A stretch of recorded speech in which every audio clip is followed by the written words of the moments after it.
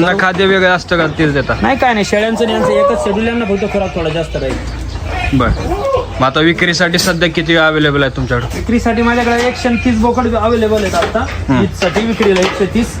आणि छोटी पट्टीमध्ये याच्यात पण उपलब्ध आहेत. या टाईपमध्ये 5 महिने 6 महिन्याची बकरं आता माझ्याकडे 50-60 उपलब्ध आहेत. आणि फिमेल पण छोट्या मोठ्या मादे शेळ्या सगळं काय भेटेल सोजतमध्ये आपल्याला. आता ह्या ज्या शेळ्या आहेत तुम्ही सगळ्या घरच्या घरीच तयार केलेल्या आहेत का? घरच्या खाणीच्याच जास्त आहेत आता सध्या माझ्याकडे. माझ्या ज्या विकत आणलेल्या शेळ्यांनी विकून टाकल्या टोटल. आपल्या घरच्या ज्या शेळ्यांचं चांगलं दूध आहे सगळ्यात मस्त, किंवा जी चवजन वाढ सगळ्यात जबरदस्त आहे, त्याच टाईपमध्ये आपण फिमेल ठेवल्यात. बरं. तर हा व्यवसाय सध्या तुम्हाला परवडतोय का? ऐका ना, मी 2 घेऊन सुरुवात केली ती, आता माझ्याकडे 300+ आहेत. जर परवडलं नसतं तर मी कधीच बंद केला असता.